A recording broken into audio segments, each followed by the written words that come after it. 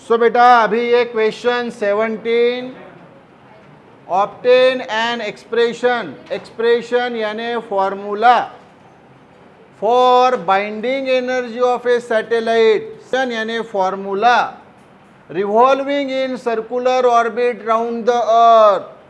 जो satellite earth के round circular orbit में घूम रहा है एट हाइट एच हाइट पे अबो the earth surface, earth surface से एच हाइट पे।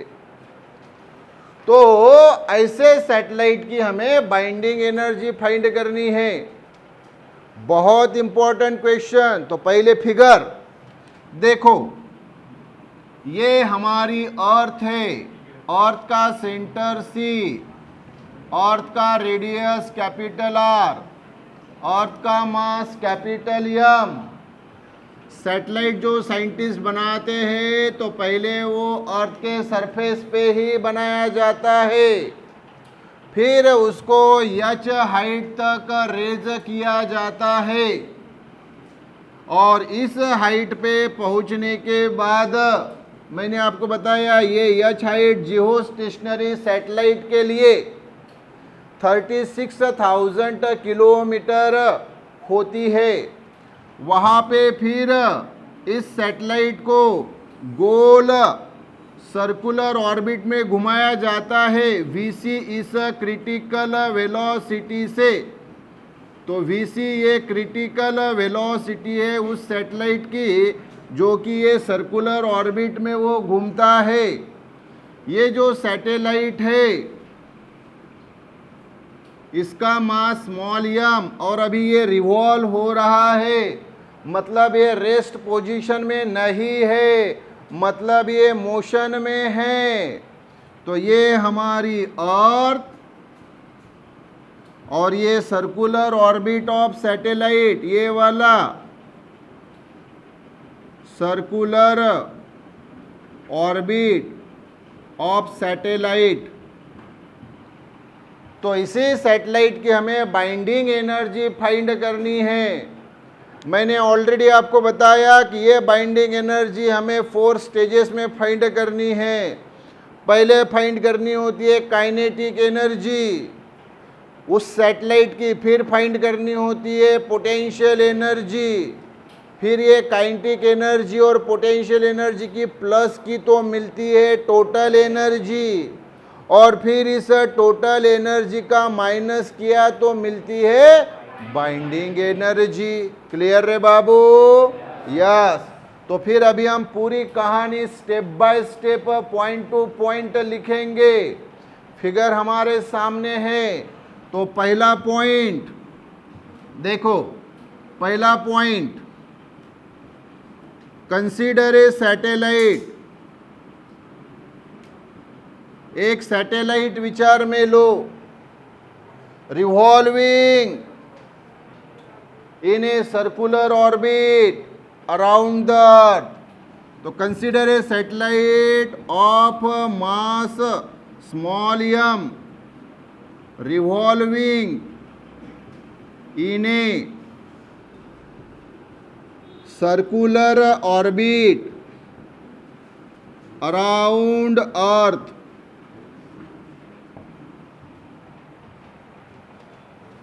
ये पहला सेंटेंस।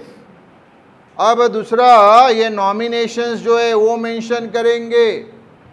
तो दूसरा पॉइंट, लेट कैपिटल एम यानी क्या? तो कैपिटल एम यानी मास ऑफ अर्थ, फिर capital R radius of earth, फिर small M mass of satellite, फिर एच। तो ये height of the satellite from the earth surface. तो height of the satellite from earth surface और फिर ये R प्लस ये H टोटल मिला के ये हुआ स्मॉल r, तो स्मॉल r यानी कैपिटल R प्लस H, यानी हो गई ये सर्कुलर ऑर्बिट की रेडियस। तो स्मॉल r यानी कैपिटल R प्लस H यानी radius of circular orbit of satellite. और ये Vc यानी critical velocity of the satellite, यानी वो वेलोसिटी जिस वेलोसिटी से ये सैटेलाइट बरोबर सर्कुलर ऑर्बिट में घूमता है अर्थ के राउंड में। तो ये सेकंड पॉइंट हुआ। तीसरा पॉइंट, ये सैटेलाइट गोल घूम रहा है कौन से वेलोसिटी से? Vc इस क्रिटिकल वेलोसिटी से। ये क्रिटिकल वेलोसिटी का फार्मूला ऑलरेडी पहले ही हमने इनके पहले क्वेश्चंस में डिराइव कर लिया है। और वो क्रिटिकल वेलोसिटी का फार्मूला क्या होता है? Vc equal to root gm upon r plus H। तो तीसरा point, the critical velocity of satellite is given by, मतलब सैटेलाइट की क्रिटिकल वेलोसिटी दी जाती है formula Vc equal to root gm upon r plus H। इसमें सारे nominations already हमने बता दिए हैं। कैपिटल M यानी मास ऑफ अर्थ, कैपिटल R यानी रेडियस ऑफ अर्थ, H यानी height of satellite from earth surface, बचा ये G, कैपिटल G यानी मालूम है ये कांस्टेंट होता है और इसका नाम होता है यूनिवर्सल ग्रेविटेशनल कांस्टेंट। तो यहाँ लिखेंगे वेयर यानी इस फार्मूले में G यानी यूनिवर्सल ग्रेविटेशनल कांस्टेंट। तो ये Vc का फार्मूला। तो ये बेटा हो गई बेसिक बातें 1 to 3 पॉइंट तक। जो बाइंडिंग एनर्जी फाइंड करनी है 4 स्टेजेस में, पहले काइनेटिक एनर्जी, फिर पोटेंशियल एनर्जी, फिर टोटल एनर्जी और फिर बाइंडिंग एनर्जी। उसकी शुरुआत अभी होगी। तो अभी तक हम क्या कर रहे थे? ये बेसिक पार्ट देख रहे थे 1 to 3 पॉइंट के रूप में। अभी पॉइंट 4 काइनेटिक एनर्जी। तो kinetic energy of satellite is given by, तो kinetic energy equal to half mv। ये फार्मूला ऑलरेडी आप सभी को मालूम है, because you have already studied in 10th standard that kinetic energy equal to half mv square। m यानी उस satellite का मास जो गोल घूम रहा है, v यानी उस सैटेलाइट की वेलोसिटी। अब कौन से वेलोसिटी से वो घूम रहा है? तो सर Vc वेलोसिटी से घूम रहा है। बिल्कुल सही। तो v के जगह Vc, v और उसके फुट पे c। तो Vc, v यानी वेलोसिटी, c यानी क्रिटिकल। तो पूरा मीनिंग हो गया, मतलब हुआ क्रिटिकल वेलोसिटी Vc। अब इस Vc की वैल्यू फार्मूला आपको मालूम है root gm upon r plus H। Vc की वैल्यू, तो Vc स्क्वेयर क्या होगा? तो therefore kinetic energy equal to ये हाफ m और ये Vc की वैल्यू ये रख लेता हूँ, तो Vc की value root GM upon R plus H, और ये स्क्वेयर वैसे ही, तो ये स्क्वेयर और ये स्क्वेयर रूट कैंसल, तो क्या बचा फिर बताओ, काइनेटिक एनर्जी। तो therefore kinetic energy equal to ये हाफ m और ये स्क्वेयर स्क्वेयर रूट कैंसल, तो GM upon R plus H. तो इसी को प्रॉपरली लिखा, तो therefore kinetic energy equal to ये देखो GM upon twice R plus H. तो ये मिल गया बेटा एक्सप्रेशन, फॉर्मूला काइनेटिक एनर्जी का। फिर हमें फाइंड करना है पोटेंशियल एनर्जी का, फिर टोटल एनर्जी और फिर बाइंडिंग एनर्जी। Yes yes. तो अभी बेटा हमने काइनेटिक एनर्जी का एक्सप्रेशन फाइंड किया, बरोबर। अभी हमें बेटा फाइंड करना है पोटेंशियल एनर्जी का एक्सप्रेशन उस सैटेलाइट की। तो अभी fifth point, potential energy of a satellite is given by potential energy equal to potential energy satellite की equal to potential of earth। अर्थ का पोटेंशियल, पोटेंशियल यानी ही बेटा अट्रैक्शन, अट्रैक्शन यानी वो फोर्स ऑफ अट्रैक्शन जिस फोर्स से वो अर्थ इस सैटेलाइट को खींच रही है। क्यों खींच रही है सैटेलाइट को? क्योंकि ये सैटेलाइट अर्थ के ग्रेविटेशनल फील्ड में है। कहाँ है? ग्रेविटेशनल फील्ड, जिसको हिंदी में बोला जाता है गुरुत्वाकर्षण क्षेत्र। तो ये सैटेलाइट अर्थ के ग्रेविटेशनल फील्ड में होने के कारण इस सैटेलाइट को ये अर्थ अपने तरफ खींचती है, उसी को बोला जाता है वो पोटेंशियल अर्थ का इनटू मास ऑफ सैटेलाइट। वो सैटेलाइट का मास, जो सैटेलाइट गोल घूम रहा है, जिसकी पोटेंशियल एनर्जी हमें फाइंड करनी है, उसी सैटेलाइट का मास। तो ये जो बेटा पोटेंशियल होता है, ये मैंने आपको बताया। क्या होता है बेटा पोटेंशियल? बताइए फॉर्मूला, बोलो।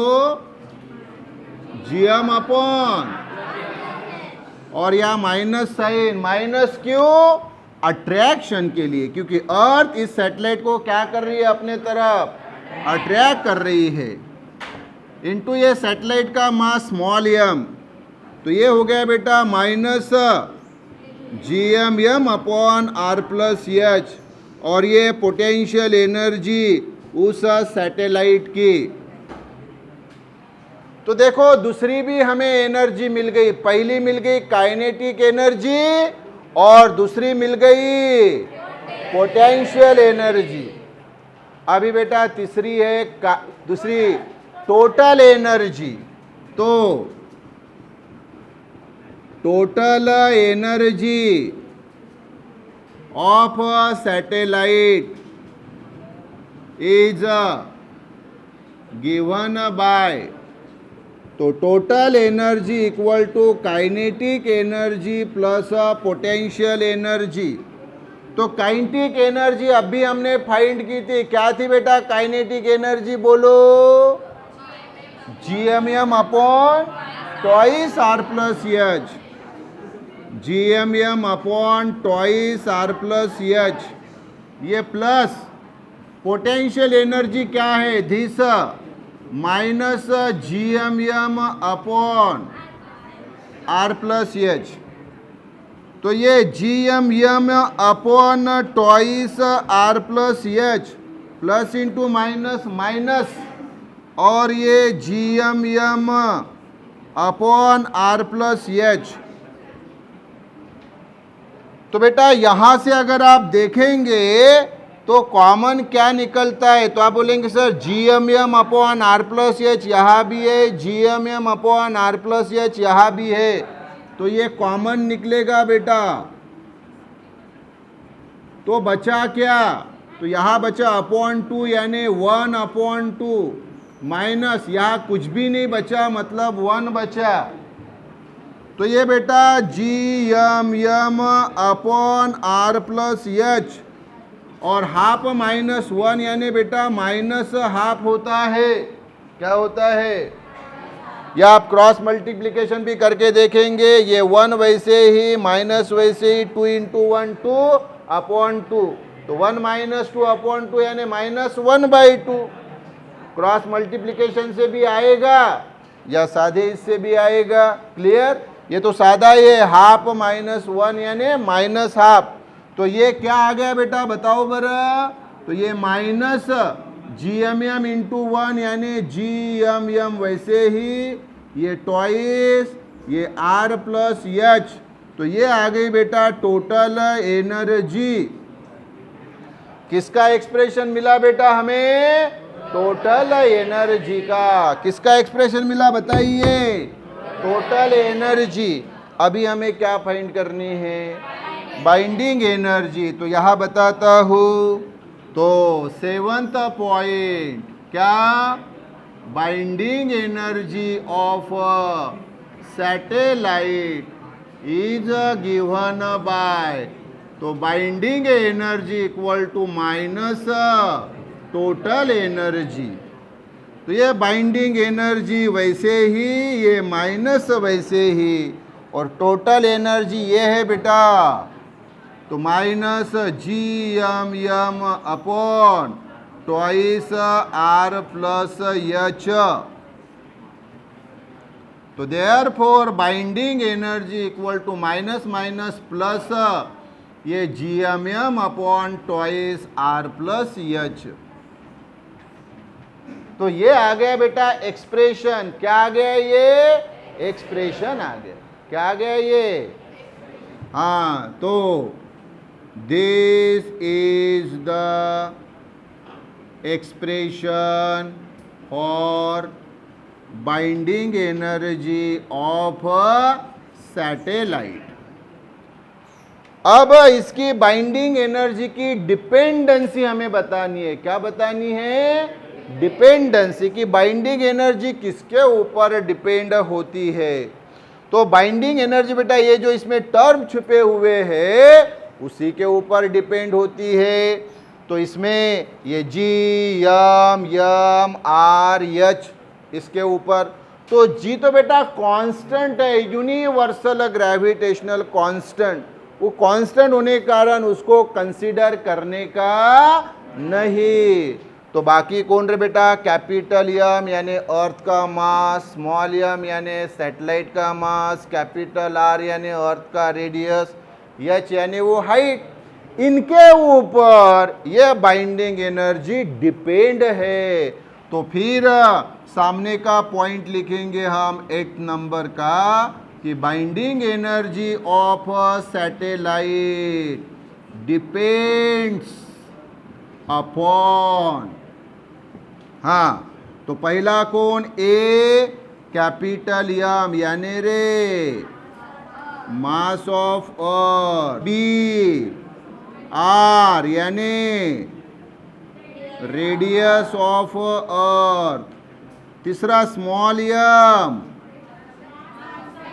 मास ऑफ सैटेलाइट, और चौथा D H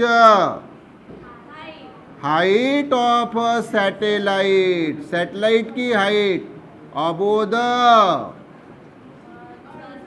earth surface, earth surface से अबो सैटेलाइट की जो हाइट है उसके ऊपर। तो ये हो गया बेटा टोटल क्वेश्चन बाइंडिंग एनर्जी उस सैटेलाइट की। So very very important question. Yes रे बाबू, यस। सो अभी बेटा question 18 define and explain escape velocity of a satellite. Satellite की एस्केप वेलोसिटी को हमें डिफाइन करना है और बाद में एक्सप्लेन करना है। डिफाइन करना यानी डेफिनेशन और एक्सप्लेन करना यानी एक्सप्लेनेशन हमें बताना है। तो फिर प्रश्न आता है कि सर ये जो एस्केप वेलोसिटी है ये होती क्या है? तो एस्केप वेलोसिटी यानी सैटेलाइट को दी जाने वाली वो मिनिमम वेलोसिटी जिस वेलोसिटी से ये सैटेलाइट एस्केप हो जाता है यानी फ्री हो जाता है यानी रिलीज हो जाता है अर्थ के ग्रेविटेशनल फील्ड से। कहाँ से? अर्थ के ग्रेविटेशनल फील्ड से। और कहाँ चला जाता है? स्पेस में चला जाता है। कहाँ चला जाता है?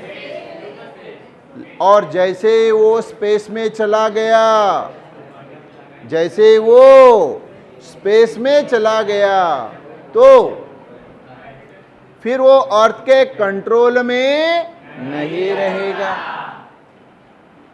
अर्थ के किसी भी ऑर्डर को, कमांड को वो नहीं मानेगा। तो फिर आपको प्रश्न पड़ा होगा कि सर हम फिर उसको ये एस्केप वेलोसिटी क्यों दे? अगर वो स्पेस में चला जाना है और अर्थ की कोई कमांड नहीं मानना है उसको, तो बिल्कुल सही बात। तो उसको कभी हमारे साइंटिस्ट एस्केप वेलोसिटी जो है वो देते नहीं है, क्योंकि वो कहाँ चला जाएगा? स्पेस में। लेकिन मालूम तो होना चाहिए कि इतनी अगर वेलोसिटी भाई दी एस्केप वेलोसिटी तो ये सैटेलाइट स्पेस में चला जाएगा। इसलिए कभी भी उतनी वेलोसिटी उस सैटेलाइट को नहीं दी जाती है, उससे कम दी जाती है। तो कम देने के लिए पहले मालूम तो होना चाहिए ना उसका फॉर्मूला क्या है। तो हम पहले ये क्वेश्चन में डेफिनेशन देखेंगे और एक्सप्लेनेशन देखेंगे और फिर सामने के 3 क्वेश्चन आएंगे एस्केप वेलोसिटी के एक्सप्रेशन के। ये 18 है तो 19, 20, 21, 19, 20 से 21 ये 3 क्वेश्चन आएंगे एस्केप वेलोसिटी के एक्सप्रेशन के। तो वो कौन से रहेंगे? जब सैटेलाइट पहले अर्थ सरफेस पे रेस्ट पोजीशन पे रहता है वो क्वेश्चन रहेगा इसके बाद का 19वां। फिर एच हाइट पे सैटेलाइट अगर रेस्ट पोजीशन में है तो वो एक्सप्रेशन रहेगा क्वेश्चन 20। और फिर 21वां रहेगा जब सैटेलाइट सर्कुलर ऑर्बिट में घूम रहा है तो उसके एस्केप वेलोसिटी क्या, तो ये वाला रहेगा।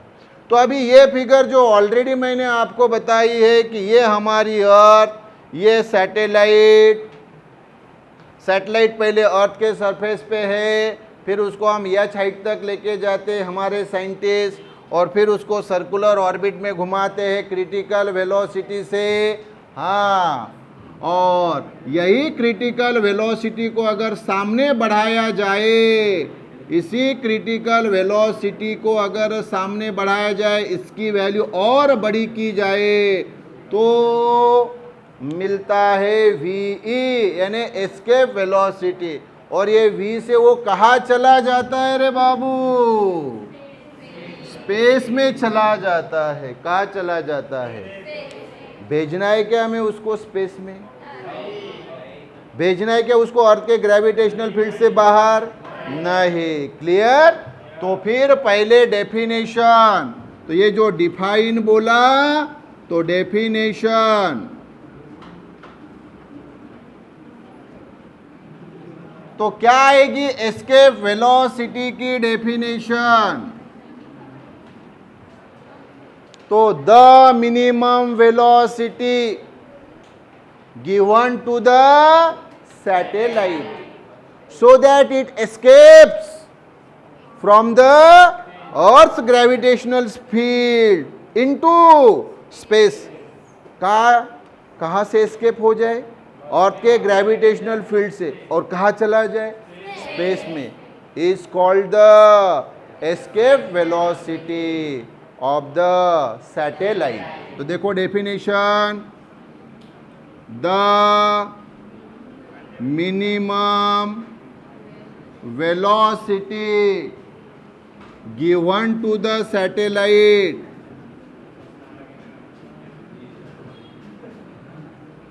सैटेलाइट को दी जाने वाली वो मिनिमम वेलोसिटी विथ विच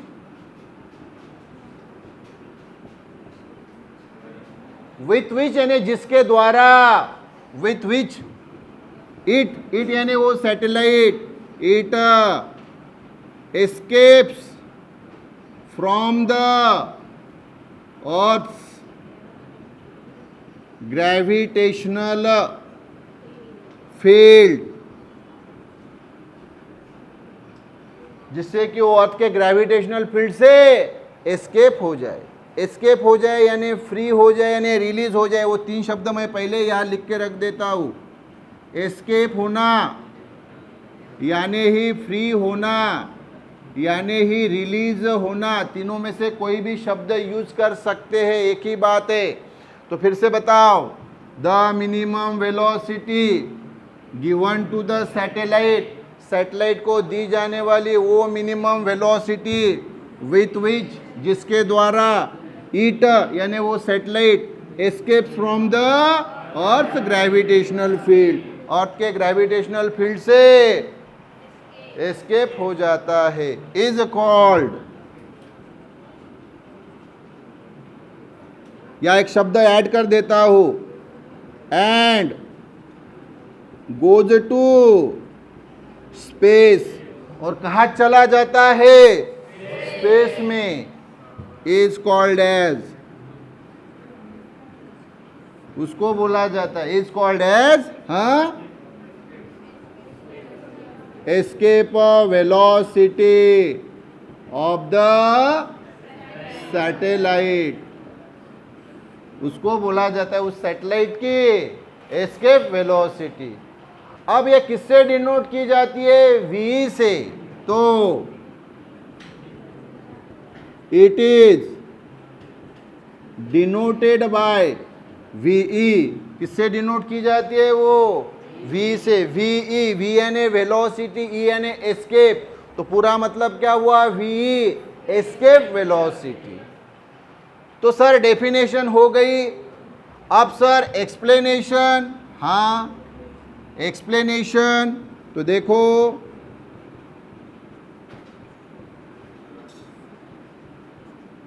तो एक्सप्लेनेशन में पहला पॉइंट, सैटेलाइट को अर्थ के ग्रेविटेशनल फील्ड से एस्केप करने के लिए हमें जो मिनिमम एनर्जी देनी पड़ती है वो एनर्जी कौन सी होती है, अब भी हमने पिछले क्वेश्चंस देखे, binding energy.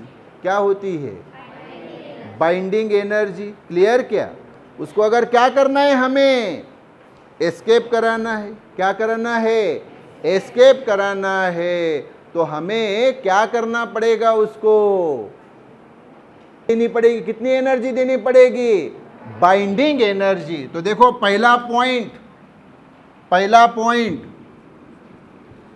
To escape the satellite from earth